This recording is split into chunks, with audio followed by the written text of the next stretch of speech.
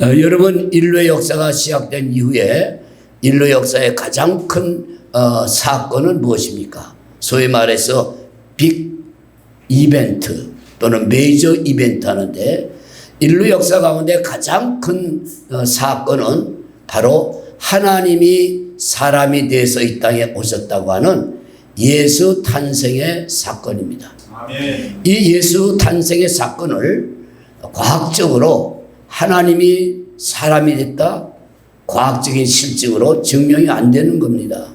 또 인간의 어떤 논리적으로도 정리가 될 수 없고, 더 나아가서 합리적인 사고방식으로도 도저히 증명이 안 되는 이러한 신비적인 사건입니다. 예수 당시에 그때로부터 라틴 로마 사람이나 헬라 사람은 이 하나님이 사람의 몸을 온 것을 인카네이션 했다. 즉 하늘에 계셔야 할 전능하신 하나님이 인간의 육신을 입고 이 땅에 아들의 모습으로 왔다는 이 사실, 사람들은 그것을 믿거나 당시 유대인들은 받아들이기가 어려웠지요. 그러나 하나님은 독생성자 예수 그리스도를 보내어 이 땅에 오심으로 몇 가지 역사적으로나 또한 지형적으로 새로운 정돈이 된 게 있는데, 그것은 첫째는 기원의 문제, 역사의 문제. 그러니까 예수 그리스도가 오시기 전 기원전, 또 예수가 오시고 난 기원 후, 그래서 이 기원전 BC와 기원 후 AD로 나눠지면서 예수가 오신 그 기점으로 해서 종교, 전 세계 종교나 문화나 그리고 인종이나 모든 것을 초월해서 선진국이나 후진국이나 지구덩어리 안에 있는 모든 나라와 민족과 인종은 예수님 오신 날을 기점으로 해서 서기, 그게 2225년이죠. 서기라는 말은 예수님이 오시고 난 지가 2250년 정도 됐다. 그러니까 전 세계 사람은 예수가 오시고 그때부터 지금은 2025년은 다시 예수님 오신 시간이 그렇게 됐다는 거예요. 이게 놀라운 사건이죠. 또 하나 지형적으로 우리가 알아야 할 것은, 예수가 이 땅에 오셔서 예루살렘에 들어가서 십자가에 달려 죽으시고 거기에서 사흘 만에 부활하시고 승천하신 그 예루살렘을 중심으로 해서 종교적으로나 지리적으로나 또 문화적으로 역사적으로 볼 때 예루살렘을 중심으로 하여 예수 죽고 부활하신 예루살렘을 랜드마크라고 해요. 랜드마크, 즉 지계석, 표지석으로 해서 무조건 예루살렘 동쪽은 오리엔탈, 동양이라고 구분이 됐고, 예루살렘 서쪽에 있는 쪽은 무조건 웨스턴에서 서양이 되므로, 그가 오심으로 여러분 주전과 주후가 나눠지게 되고, 시기적으로 또 지형적으로 동양과 서양이 구분되는 이러한 놀라운 역사가 있다는 것을 우리는 결코 우연이라고 보면 안 될 것입니다. 무지한 사람들, 뭘 모르는 사람들은 그걸 얘기하면 그제서 그런 게 있었나, 나는 대학원까지 나와도 처음 듣는 얘기네, 그렇습니다. 그러나 그보다 더 중요한 사실은 예수 그리스도가 이 땅에 오신 것은 또 다른 특별한 목적이 있는데, 그것은 예수 그리스도가 오심으로 우리 모든 인생들이 안고 있는 정확한 해답을 예수님은 주기 위해서 오셨다. 제가 이 모든 인생의 오늘 설교 제목이 모든 인생의 해답. 그러면 여러분이 무언가를 크게 얘기해야 돼. 뭐 부처님 그러면 안 되는 거야, 이거는. 자, 모든 인생의 해답. 잘했어요. 이런 거는 좀 눈치를 한 거지 실력을 한 것 같지는 않고. 자, 그래서 오늘 저는 모든 인생의 해답을 인생에 이루신 예수 그리스도에 대해서 소개하면서 진지하게 말씀을 나누려고 합니다. 첫째로 예수 그리스도는 구원이시기 때문에 인생의 모든 해답이 되십니다. 오늘 본문 말씀에 보면 천사가 임신을 한 마리아 동정녀에게 이런 비밀을 말합니다.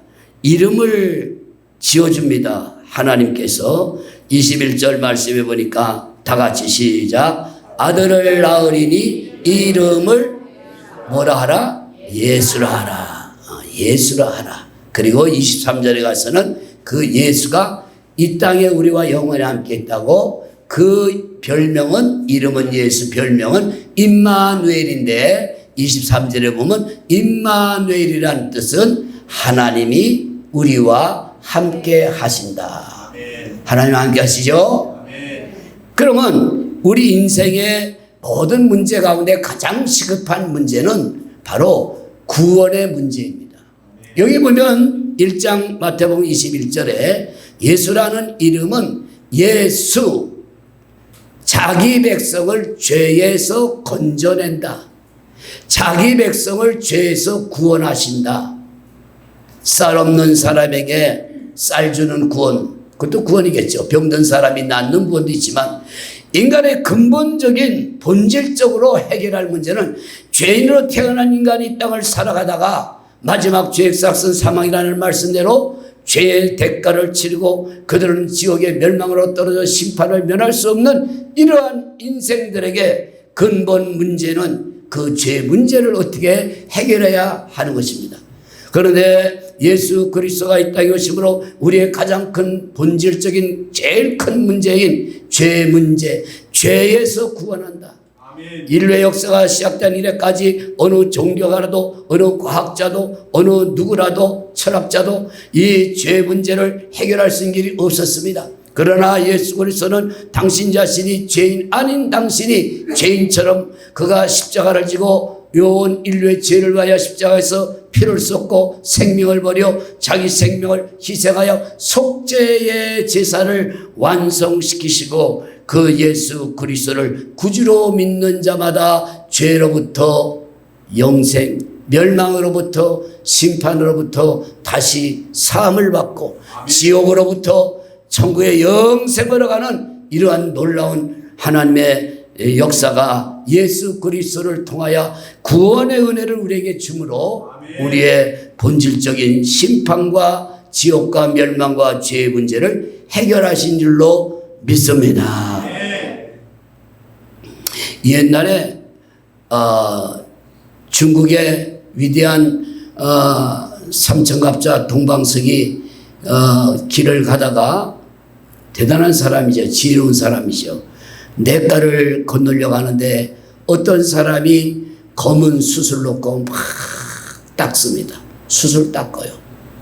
그래서 뭘 하는 거요? 그랬더니 이 사람이 이 숯이 검에서 좀 시게 해보려고 닦는 겁니다. 그건 안 될 거예요. 본질이 숯인데 안 될 거예요. 그렇습니다.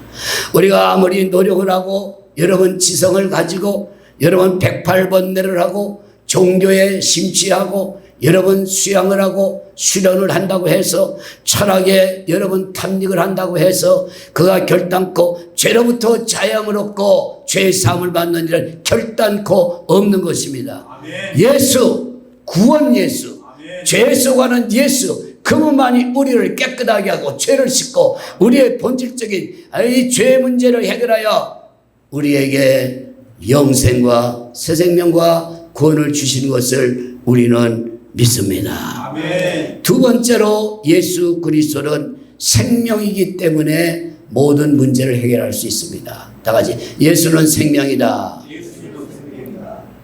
요한복음 11장 28절 말씀에 예수님은 죽은 나사로를 살리러 가서 위대한 선언을 하지요. 나는 부활이요 생명이니 나를 믿는 자는 죽어도 살겠고. 왜? 생명이 있으면 죽이지 못해요. 죽어도 살겠고 무릇 살아서 나를 믿는 자는 영원히 죽지 아니하리라. 그래서 예수 그리스도는 생명으로 오셨습니다. 이 세상의 모든 것들은 생명이 있으면 죽게 돼 있어요. 그러나 예수는 그냥 생명이 아니고 새 생명이요 영원한 생명이시다. 생명은 여러분 대단한 거 아닙니까? 이런 걸 여러분들이 보잖아요.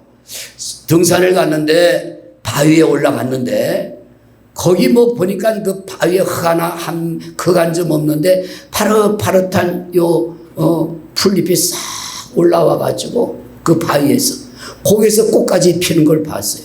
이거 신비하다. 왜 그럴까요? 생명이 있기 때문에. 여러분 밖에 나가 보십시오.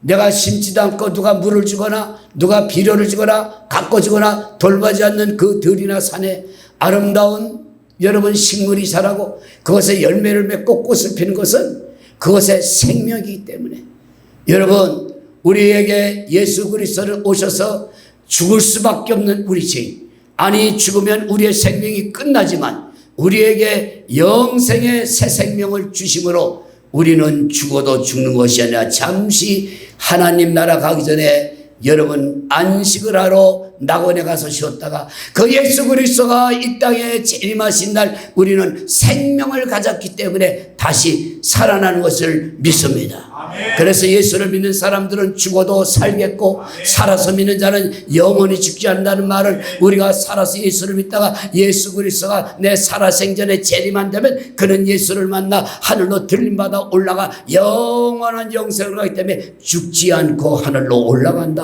아멘. 할렐루야. 아멘. 믿으시면 크게 아멘. 아멘. 그러므로 우리는 첫째 구원 문제를 해결했죠. 그다음 두 번째는 우리가 죽음을 극복하고 사망에서 생명으로 옮겨야 됐죠. 그러므로 우리가 이 새 생명을 얻은 자들은 절단코 죽음을 두려워하거나 죽음을 회피하지 않는 것입니다. 세 번째로 예수 그리스도는 따라합니다. 빛이시다.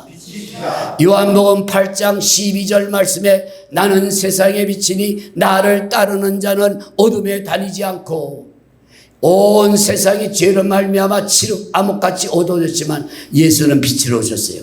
진리가 하나 있어요. 세상이 아무리 칠흑같이 온 세상이 어두워도 어둠은 빛을 이길 수가 절대 없어요.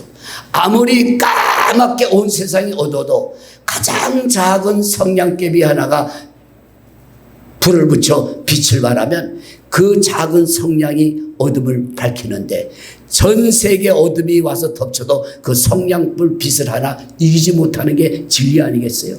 예수 그리스도는 지금으로부터 2000년 전 유대 땅 베들레헴에 그가 내려올 때 빛으로 오셨습니다. 죄악으로 얻어가는 이 땅에 있는 인생들에게 희망의 빛, 구원의 빛, 영생의 빛, 소망의 빛, 비전의 빛, 그리고 더 나아가서 복된 빛을 비치게 하여 그는 이 땅에 한 줄기의 빛으로 오셨습니다. 그 빛이 빛이란 그날부터 예수를 믿는 사람들에게 예수의 빛이 들어오고 빛이 들어온 그들은 세상에 나가 살며 세상을 밝히는 하나의 빛처럼 살다가 그들은 갔습니다. 대단한 영향력을 발휘하는 거죠. 예수의 빛을 받아서 우리가 발휘한다. 독일의 위대한 기독교 철학자 파켄마 박사는 이렇게 말합니다. 그리스도인들로 그대들은 예수와 빛이라면 그대들도 또한 빛일 것이다. 예수님은 산상본 마태복음 5장 14절에 너희는 세상의 빛이라. 아멘. 아멘. 다 같이 나는 세상의 빛이다. 나는 세상의 빛이다. 손 안 따라하는 사람은 어둠인가? 다시 크게 시작. 나는 세상의 빛이다. 아멘. 그러면 여러분이 빛이라면 뭐 좀 빛에 대한 영향력이 있어야 되겠죠. 내가 우리 가정에 가면 나 때문에 가정이 밝아져야 되고 아멘. 내가 직장 가면 직장이 밝아져야 되고 아멘. 내가 어두운 골목을 가다가 밝아져서 어둠 가운데 있는 영혼들이 나의 빛을 바라보고 그들도 어둠에서 나와 빛으로 나온 역사가 낯가달게 있다면 얼마나 하나님이 기뻐하실 일이에요. 성경은 말합니다. 그러므로 마태복음 5장 16절 말씀에 그러므로 너희가 나가 세상에서 너희의 착한 행실의 빛을 비춰 믿지 않는 사람들 하면 하나님 아버지께 영광을 돌리게 하여라. 할렐루야. 우리는 빛이 들어온 날부터 삶이 빛을 향하여 나가야 됩니다. 근데 그 파케마 박사가 그런 말 했어요. 빛은 예수님이 빛인데 우리 보고 빛이란 건 뭐냐? 나는 태어날 때부터 인간은 죄인으로 태어나서 빛을 발할 수 있는 그런 존재가 아니잖아요. 그런데 우리 보고 빛이라는 말은 뭐냐? 그는 그렇게 말했어요. 파케마 박사는 예수가 빛인데 그 빛이 그리스도인들에게 빛을 비치면 그리스도인들이 그 빚을 내가 받아서 반사해라. 인플렉션, 반사해라. 무슨 말일까요?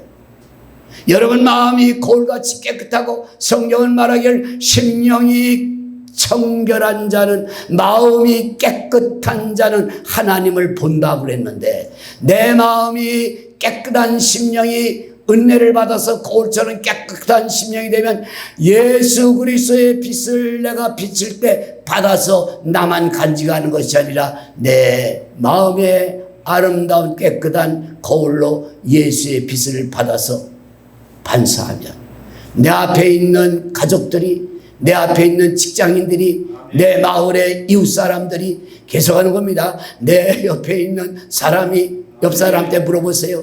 아, 제가 지금 빛이 납니까? 물어보세요. 물어보세요. 시작. 대답은 안 하는데 뭐. 여러분 난해하지요. 말하기도 곤란하고. 대한민국의 기독교인이 1000만 명이랍니다. 5200만을 가정할 때에 약 5분의 1이 그리스도인이라면 그 여러분 거울 1000개를 갖다가 걸어놓으면 얼마나 많은 빛을 받쳐서 어두운 세상이 밝아질까요? 정치도 어두워져 갑니다. 이 나라는 이데올로기로 인해서 좌파우파 절반이 국민이 대치하고 있습니다. 한민족이에요.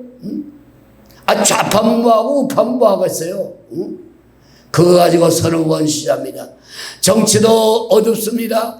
경제도 깜깜합니다. 사회도 죄로 어두워집니다. 우리 그리스도인들의 역할은 세상에 나가서 다른 것도 다 좋지만 빛으로 그리스도 빛을 받아 내가 빛이요 너희들 세상에 비치니 그리스도의 작은 빛들이 되어서 나가서 비침으로 이 세상을 온통 환하게 하는 그런 역사가 여러분 빛된 우리 초원의 양들을 통해서 세상이 밝아지기를 진심으로 소망합니다. 아멘. 아멘. 서기 354년에 아프리카 알제리의 타가스테라는 마을에서 아들이 하나 태어났어요. 그 아들은 이름이 어거스틴이었어요. 어머니는 신실한 크리스찬이었습니다. 그 집이 17살 되는 해 어거스틴이 가산이 망하고 집안이 가난해서 다니던 학교를 중단했어요. 그때 그 어거스틴의 나이가 17살. 17살이면 한참 공부할 중학생 정도 되겠죠. 그 어거스틴은 그때부터 어린 나이에 일찍 방탕 생활을 합니다. 요즘 말로 말하면 대책이 없는 아이예요. 17살에 방탕을 해서 18살 때 나이 많은 과부를 만나 아들을 낳습니다. 희망이 없죠. 그 어머니 모니카는 눈물로 그 아들을, 어둠에 있는 우리 아들을 빛으로 인도해 주세요. 어둠에 있는 우리 아들을 빛으로 인도해 주세요. 어둠에 있는 우리 아들을 빛으로 인도해 주세요. 억지로 아멘입니까? 10년을 기도했건만 아무 반응이 없어요. 낙심할 때 아므로스 감독, 아므로스 목사님은 어머니 눈물로 기도하는 자의 자식은 결단코 망하는 법이 없습니다. 아멘. 자식 잘 되기를 원하면 잘 먹이고 잘 입히고 잘 가르치고 그거 아니잖아요. 얼마나 많은 부모의 눈물이 그 성전 재단을 적셔내에 따라서 그 자녀들의 미래의 운명이 결정되는 것입니다. 아멘. 저는 별 볼 없는 사람이고 별 볼 일 없게 태어난 여러분 전쟁통에 태어난 6.25 때 태어난 별 볼 일 없는 사람이요. 병약하였고 어쩌면 어머니가 저를 볼 때마다 저렇게 병약하고 비리비리하니 저 죽지 않고 살까 했던 그런 사람이었어요. 오늘날 여기서 말씀을 전하는 목회자가 할 줄 꿈에도 몰랐던 사람이에요. 그러나 어머니의 기도는 역시 효과가 있어요. 저는 다른 데 가서 이렇게 뭐 집회를 하거나 세미나 목사님이라면 기도는 자녀를 위한 특별 천국 보험이다. 아멘. 야, 돈이 없어 너 보험 하나 못 들어. 아니에요. 기도를 하면 그 기도가 하늘나라의 보험이 돼서 때가 되면 하나님이, 그래서 여러분 보세요. 잘 안 되는 것 같아도 뭐 모태신앙이나 뭐 또 이렇게 오래된 사람들은 그래도 부모가 기도한 게 있어가지고 그 나중에 결정적으로 가면 하나님 그 사람을 어떤 분야든지 사용하게 돼 있어요. 아멘. 믿으시면 크게 아멘. 아멘. 손자를 위해서도, 조카를 위해서도, 자녀를 위해서도 기도를 해요.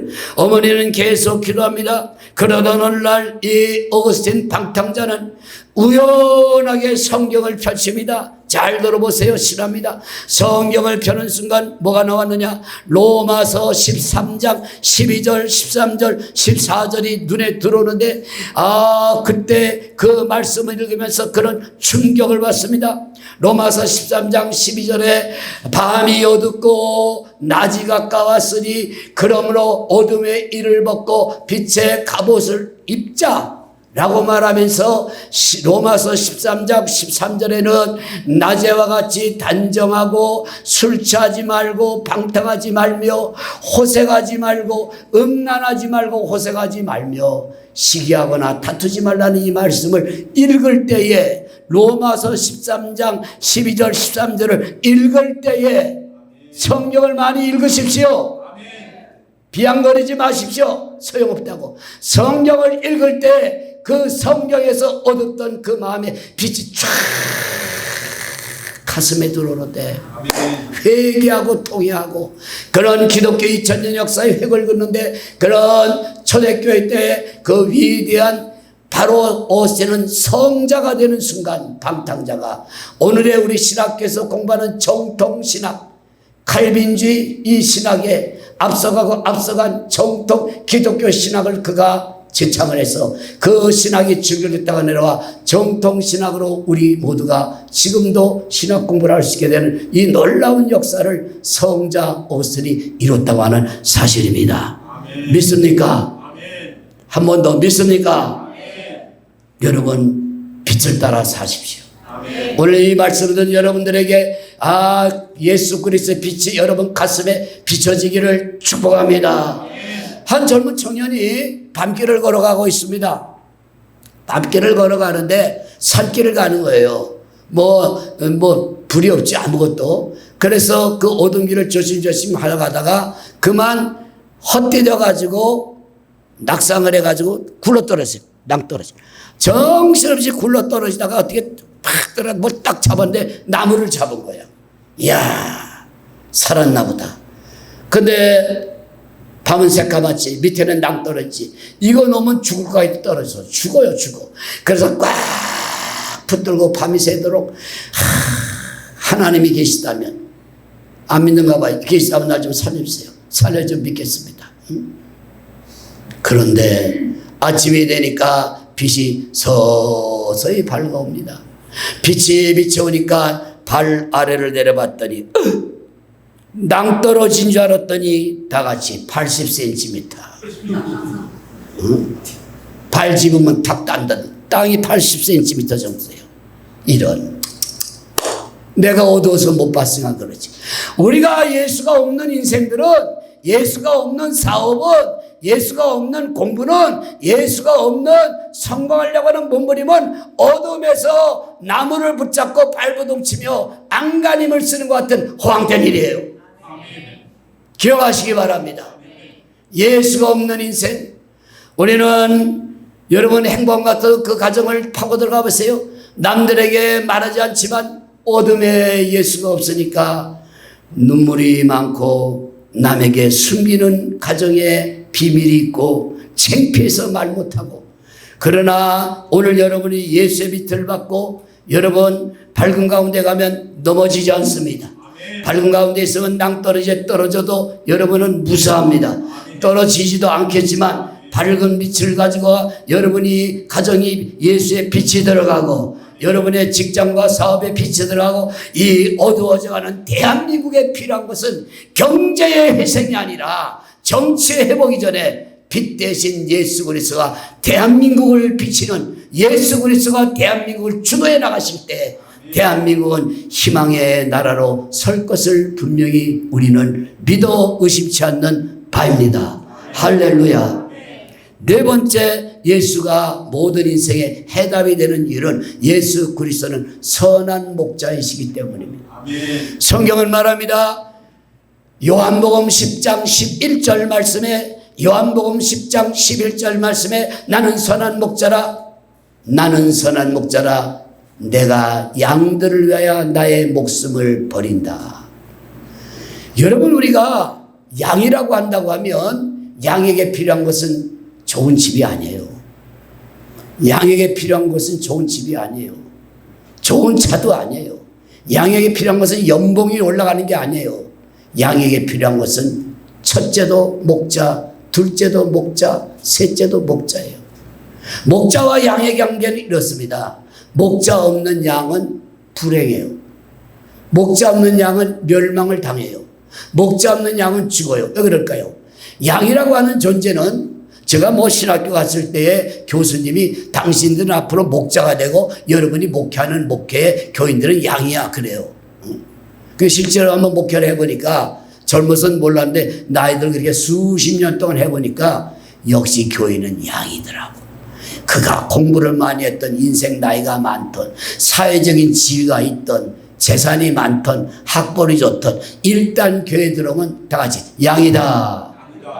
양의 특징, 장점, 순진하다.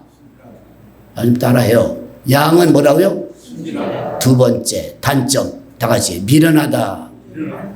미안해요, 여러분, 용서하세요. 목회라고 보면 교인데요, 순진한 것 같으면서 또 미련해요. 세 번째, 고집은 억세게 세다. 시작. 말 안 들어요. 말 안 들어요. 오라 그러면 안 옵니다. 또 저 무슨 변덕이 있나 또 일찍 나옵니다. 또 양인데 어떡하겠어. 그러니까 목자가 필요해요. 그래서 양은 또 단점이 있어요.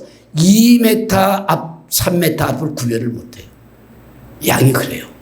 양은 또 보세요. 여러분, 영화에도 그냥 높은 절벽 같은 데가 있어요. 그 어떻게 올라가는지 몰라. 위험한 짓을 잘해요. 그런데 양이 앞을 잘 몰라요. 그래서 양이 앞서가고 목자가 따라가면 그 양은 100% 죽어요. 첫째, 가다가 풀을 뜯어먹지요. 이거 맛있게 생겼네. 독쳐요. 죽어요. 그 자리에서 토하고 죽어요. 그래서 목자가 앞에 가면 뒤를 따라갑니다. 가면서 목자가 이걸 먹어야 돼. 내 전라도 가서 붕해하니까 그렇다. 요놈 먹지 말고 요놈 먹어. 요놈은 안 돼야. 요놈 먹어야 해요. 그 놈을 먹어야 살이 찐다는 말이에요. 또 그뿐입니까? 밤에는 목자가 집에 안 들어가고 양의 곁에 누워서 잡니다. 이 참 목자죠. 그러면 사나운 사자나 일이나 승냥이가 곰이 올 때는 지팡이를 가지고 때려서 양을 보호합니다. 목자가 저녁이 되면 방목하다가 양들아 다 와라 그러면 성경에 보니까 요한복음 1장에 다 같이 양은 목자의 음성을 알고, 따라해봐. 목자는 자기 양을 알아 이름을 부르니 다 따라가서 그 우리 안에 집어넣고 딱 잠궈서 안전하게 하는 거예요. 또 양이 왜 목자가 필요하냐? 병들 때 피부병이 막 걸려가지고요. 이거 막 헌대가 나고 고름이 나요. 털을 깎아줘야 돼. 주기적으로 털을 목자가 깎아. 양이 자기 털 깎습니까? 목자가 털을 다 깎으면 새 털이 나면서 목자는 또 그 깎은 털을 갖다가 팔고, 또 양이 잘 먹이면 수지 맞아요. 목자는 다 같이 새끼를 난다. 여러분, 새끼 날 때가 됐어. 전도 좀 하시라고. 양은 1년 2년 먹이면 새끼를 막 나 몇 마리. 이건 뭐 10년 50년 60년 70년 믿어도 새끼는 그냥 나 하나 나오기도 힘들어. 제가 어디 부에 가서, 난 우리 교회에서 안 그러는데 그렇게 얘기했어요. 권사님, 예수 몇 년 했어요? 나 78년이요. 아이고 78년. 그러면 권사님이 양이요 개요 그랬더니 내가 양이죠. 그러면 새끼 몇 낳았어요? 새끼라뇨. 전도 몇 명 했나 그 말이야. 하나도 못했지요. 전도하세요. 그분이 뭐라 하는지, 목사님 나 하나 나오는 것도 힘들어 죽겠는데 이 늙은이가 전도하라고 나 교회 안 나올 거예요. 참 전도의 바람이 우리 교회에 불어오게 될 것입니다. 아멘. 아멘 좀 하세요. 성령의 바람이 불어와 전도에 뿌리 붙을 것입니다. 이대로는 우리가 있을 수가 없는 거예요. 말은 그렇습니다. 교회가 부흥이 돼야 할 텐데, 교회가 잘 돼야 나도 잘 되는 복을 받는데, 그게 말이지요. 정말 그런 마음이 우리 가운데 들끓는다고 하면 부목사님 따라 나가세요. 라면 사가지고 오세요. 사기 싫으면 라면값을 드리든지. 나 오늘 아침에 우리 사모한테 라면값 좀 헌금 타먹. 돈 맡겼어요? 맡겼지? 여러분, 왜 제가 그런 말씀을 기탄 없이 합니까? 우리 교인들은 난 교인이라고 생각하지 전부 나의 가족이다. 피를 나는 친형제 같다. 이게 여러분 43년이 됐는데 그럼 가족이 아니에요? 남이에요? 사랑하는 여러분들이요, 우리는 선한 목자 예수님에게로 인도해야 돼요. 우리 교회 목사님 말씀도 좋고 목사님 좋고 그거는 다음 문제야. 참 목자 되신 우리 예수님, 양을 위해 생명 바쳐 목숨을 우리 예수님에게 가야 치료받고 보호받고 인도받고 영생 일로 간다는 것을 사람들에게 신목자 소개하지 말고 우리 주 예수 그리스도 참 목자 예수 그리스도를 여러분들이 소개하여 목자 대신 주 예수 앞으로 많은 양들이 돌아와서 영생을 얻는 역사가 있기를 예수의 이름으로 축복합니다. 마지막 다섯 번째는 예수 그리스도는 다 같이 예수 그리스도는 길이시다. 요한복음 14장 6절에 내가 곧 길이요 진리요 생명이니 나로 말미암지 않고는 아버지께로 올 자가 없느니라. 예수는 길입니다. 길은 뭐예요? 이 세상은 다 길이 있어요. 목사님 되는 길이 있잖아요. 그냥 됩니까? 길 있지? 추천을 받아야 되고 당회장에 노회장이 추천을 해서 신학대학원에 가서 시험 봐도 안 돼. 길이 까다로워요. 강도사 고시를 봐야 되고 노예 가서 목사 고시를 봐야 되고 합격이 되고 그리고 임직 안수를 받아야 되고 그리고 그걸로 끝나요? 자기가 목회할 교회가 있어야죠. 이제 이렇게 해서 이 길이 있어요. 엄마 서울대학 가는 게 쉬워? 어려워. 서울대학 가는 길이 있나? 그럼 길이 있지. 내신이 좋아야 되고 성적이 좋아야 되고 여러분 다 길이 있어요. 의사가 가는 길이 있고 여러분 다 길이 있습니다. 이 세상은. 미국을 가려고 제가 애를 써봤어요. 부흥회 가고 싶어서. 그래서 어떤 부흥회 많이 다니는 미국 자주 가는 그 목사님 이름은 밝히지 않겠지만 그분에게 가서 우리나라에서 미국을 제일 많이 가셔요. 그때 제가 그분을 볼 때는 다르게 보더라고요. 저분 어떻게 이렇게 미국을 많이 가실까? 가서 여쭤봤어요. 목사님 미국 가는 길이 뭐예요? 미국 가는 길? 기도 많이 하면 돼. 아 참나. 기도 많이 한다고 된 건 그거 아니더라고. 보니까 길이 있는데 보니까 가야 돼. 우선 US Embassy 소위 말하면 미국 대사관에 가서 인터뷰를 해야 돼요. 당신 왜 가느냐? 직업이 뭐냐? 목사? 그러면 안 해요. 들어가면 안 나와요. 요새는 뭐 미국이 그릇을 나면 옛날에는 미국은 천국이라고 들어가면 안 나와버리거든. 그러니까 자고증명 갖고 와. 재산 증명 갖고 와. 재산이 많아야 거기 안 머무르니까 그게 통장이 없으면 길이 안 열리더라고요. 그래서 남의 돈 빌려다가 통장에다 막 넣고 해봤더니 그것도 안 돼. 네 돈이 하루아침에 이렇게 몇천이 어떻게 들어오냐고. 그 바보 아니에요 미국 사람들이. 그래 나중에 미국 신학교 가는데 어떻게 해가지고 거길 간다니까 신학교 갈 때 다 사인하고 단체로 갈 때 그때 한번 나왔어요. 그 길이에요 그게. 그때 길이 한번 아니까 그때부터는 막 후리로 그냥 뭐 지금까지 막 수십 번을 이렇게 왔다 갔다 하고 부흥회를 다녔지만 여러분 이 세상에 다 길이 있듯이 우리가 가는 영생의 길, 구원의 길, 천국 길, 그 길도 길인데 그 길은 예수님만이 그 길이 되십니다. 아멘. 미국 사람들이 뭘 의논하다가 방법이 없고 길이 없으면요 no way 그래요. no 없다 길이 없다. 그러니까 no way는 방법이 없는 걸 no way. 길이 있는 것은 뭐예요? 방법이 있다는 거예요.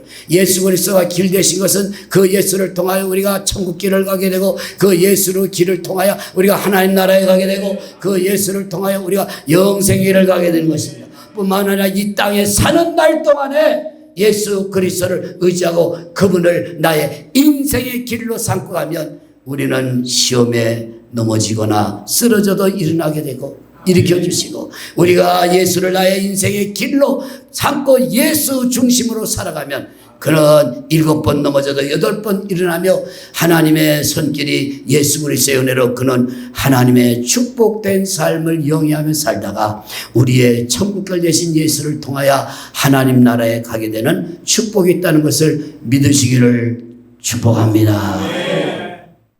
오늘도 주님께서 주신 말씀으로 내 마음 깊은 곳까지 채우시네. 사랑의 음성이 내게 들려올 때 영혼이 깨어나고 소망이 피어나네. 오늘의 말씀 속에 담긴 그 사랑, 내 삶을 감싸주는 주의 평안, 말씀 위에 서서 걸어가리라. 주님의 사랑 안에 거하리라. 때로는 어둠 속에 길을 잃을 때 주님의 말씀이 등불이 되시네. 약속의 말씀으로 힘을 주시고 새로운 은혜로 날마다 인도하네. 오늘의 말씀 속에 담긴 그 사랑, 내 삶을 감싸주는 주의 평안, 말씀 위에 서서 걸어가리라. 주님의 사랑 안에 거하리라. 주의 말씀은 영원하시고 주의 사랑은 변치 않으시네. 오늘도 내일도 영원토록 주님과 함께 걸어가리라. 오늘의 말씀 속에 담긴 그 사랑, 내 삶을 감싸주는 주의 평안, 말씀 위에 서서 걸어가리라. 주님의 사랑 안에 거하리라. 주님의 평안